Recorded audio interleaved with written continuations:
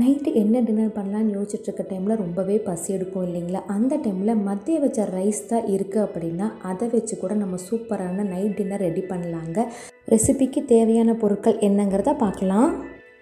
Night ஏதாவது ஈஸியாக குயிக்காக டின்னர் ரெடி பண்ணணும் அப்படின்னு நினச்சிங்கன்னா கண்டிப்பாக நீங்களும் இந்த ரெசிபி வந்து ட்ரை பண்ணி பாருங்கள். ரொம்பவே டேஸ்ட்டாக இருக்கும். இதை எப்படி பண்ணலாங்கிறத பார்க்கலாம் வாங்க. இன்றைக்கி நான் சாதத்தை வச்சு உங்களுக்கு இன்ஸ்டண்ட்டாக செய்யக்கூடிய இந்த ரைஸ் ரொட்டி வந்து எப்படி பண்ணலாங்கிறது செஞ்சு காமிச்சிருக்காங்க. இதுக்கு நான் ஒரு கப்பில் வந்து ரைஸ் வந்து எடுத்திருக்காங்க. ரைஸும் ஒரு கப் எடுத்திருக்கேன். அதில் தேவையான அளவு வந்து சீரகமும் வந்து ஆட் பண்ணிக்கிறேன்.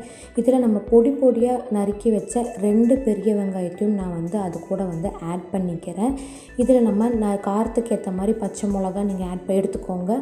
அது கூட கருவேப்பிலை, கொத்தமல்லி இது எல்லாத்தையும் நான் பொடி பொடி நறுக்கி அது கூட வந்து நான் ஆட் பண்ணிக்கிறேன். இதுக்கு நான் 1 கப் கோதுமை மாவும் எடுத்துருக்கேங்க. அதையும் நான் வந்து அந்த வெங்காயம் சாதத்தோடு வந்து ஆட் பண்ணிக்கிறேன்.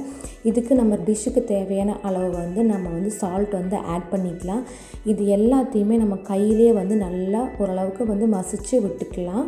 நீங்கள் எந்த அளவுக்கு முடியுமோ அந்தளவுக்கு நல்லா மசிச்சு விட்டுக்கோங்க. இது கூட நம்ம லைட்டாக என்ன பண்ணுறோம், தண்ணி தெளித்து இன்னும் நம்ம நல்லா வந்து மசிச்சு விட்டுக்க போகிறோம்.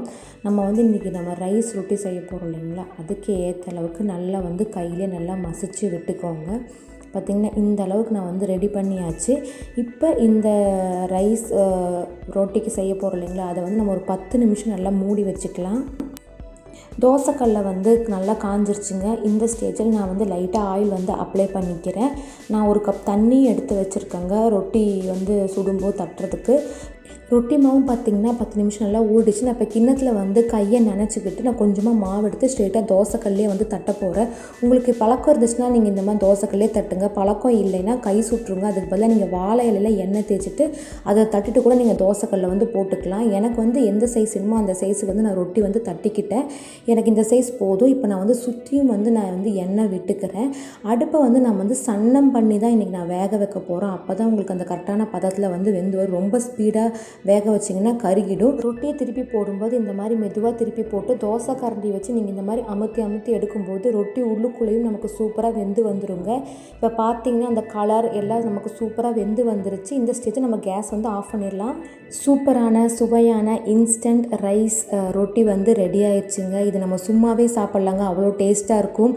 இதுக்கு நீங்கள் சட்னி அந்த மாதிரி வச்சு சாப்பிட்ணுன்னு நினச்சிங்கன்னா தேங்காய் சட்னி, கார சட்னியோட சாப்பிடும்போது சுவை இன்னுமே கூடுதலாக இருக்கும். கண்டிப்பாக நீங்களும் இதை வீட்டில் ட்ரை பண்ணி பாருங்கள். சின்னவங்கலேருந்து பெரியவங்க வரைக்கும் எல்லாருமே விரும்பி சாப்பிடுவாங்க. இன்னும் சூப்பரான வீடியோவில் உங்களை சந்திக்கிறேன். until then take care, tata, bye bye.